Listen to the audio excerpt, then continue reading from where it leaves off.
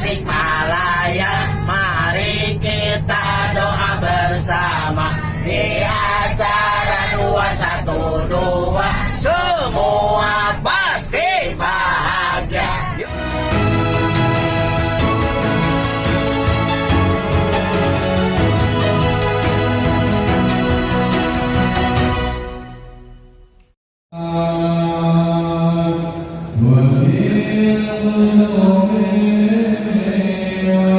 212 sebagai gerakan kebangsaan oleh Yusuf Legur, mantan Presidium GMNI.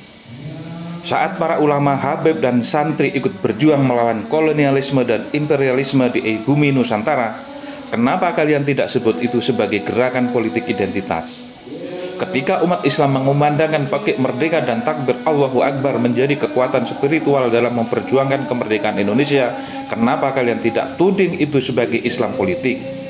Tatkala para pemimpin Islam menyeru resolusi jihad untuk mengusir penjajahan di negeri ini, kenapa kalian tidak vonis itu sebagai tindakan intoleran, radikalis, fundamentalis, dan bahkan teroris? Kenapa? Apakah kalian bisa jawab?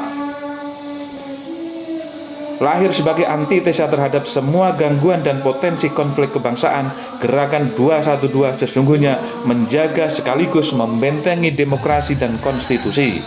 212 tidak sekedar sedang menyoal masalah keagamaan, tidak juga reaksioner hanya pada perilaku seorang seperti Basuki Cahayapurnama alias Ahok. Silaturahim dan ukhuwah Islamiyah terbesar sepanjang Republik berdiri yang situasional, monumental, dan begitu emosional, membuktikan kejahatan sekalipun dapat ditundukkan dengan kebaikan. Kebenaran dan kesabaran akan selalu bersama memenangkan peperangan sekaligus harus berhadapan dengan musuh yang zalim. Salat tahajud, zikir, dan sholawat yang dilaksanakan di Masjid Atin, Taman Mini Indonesia Indah pada tanggal 2 Desember 2022 atau bertepatan dengan 8 Jumadil Awal 1444 Hijriah menjadi ajang pembuktian kepada seluruh rakyat Indonesia dan dunia bahwa Islam menjadi agama pembebasan sekaligus agama disiplin dan keteraturan. Islam bukan ancaman, bukan teror atau juga bahaya. Justru sebaliknya, Islam membawa kemaslahatan global.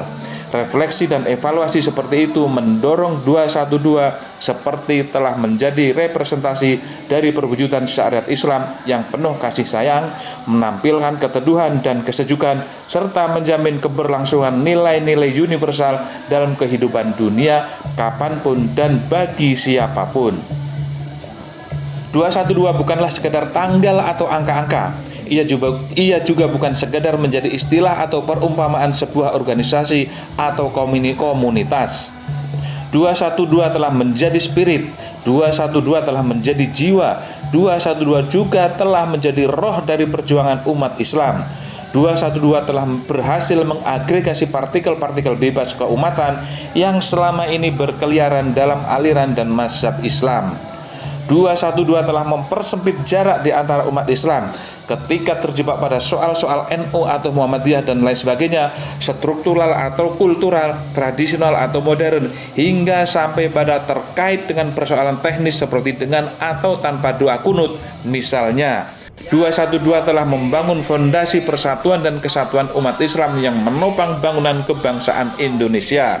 212 sekaligus telah menjadi trigger dalam memecah kebekuan dan stagnasi dinamika politik Islam, sebuah entitas keagamaan yang pada hakikatnya menjiwai serta selaras dengan Pancasila, Undang-Undang Dasar 45 dan NKRI. Dengan kata lain, Islam yang ditampilkan dalam performan 212 bersenyawa dengan prinsip-prinsip nasionalisme dan patriotisme. 212 juga diharapkan mampu membersamai kehidupan yang pluralis baik secara internal maupun eksternal, mengayomi semua kebinekaan dan kemajemukan. 212 harus gamblang merasionalkan Islam, tidak anti perbedaan. Islam hanya gandrung pada kedamaian, kemakmuran, dan keadilan, betapapun mahal harganya untuk dapat mengenyamnya. Bukanlah hal yang sulit dalam memaknai 212. pada hubungan vertikal menjunjung tinggi nilai-nilai ketuhanan, pada sisi horizontal mengangkat nilai-nilai kemanusiaan, maka sejatinya menjadi mudah menemukan Islam pada cita-cita dan harapan tentang kemakmuran dan keadilan, respek pada kesetaraan, serta tekad kuat menjaga dan memelihara konsensus nasional dalam kehidupan berbangsa dan bernegara. Konsep kebangsaan yang seharusnya bisa bersandar pada cita-cita kemerdekaan dan keinginan para pendiri bangsa, jika tulus dan mau berkorban serta sanggup menghadirkan ketuhanan dalam diri dari seluruh umat Islam. Dengan kejujuran dan keadilan pada hakikatnya dapat menjadi solusi dan alat pemersatu dari akar masalah mayoritas dan minoritas, kaya dan miskin, pribumi dan non-pribumi, serta kehilangan perasaan bersama pada sepenanggungan sebagai anak bangsa. Bukan bangsa kuli di atas bangsa kuli, bukan juga sebagai korban dari penghisapan manusia atas manusia dan penghisapan bangsa atas bangsa. Dalam pengertian yang sederhana, 212 itu bisa dilihat sebagai gerakan yang menegakkan kebenaran dan melawan kebatilan. Bukan untuk umat Islam semata, tetapi untuk semua umat manusia di Republik ini.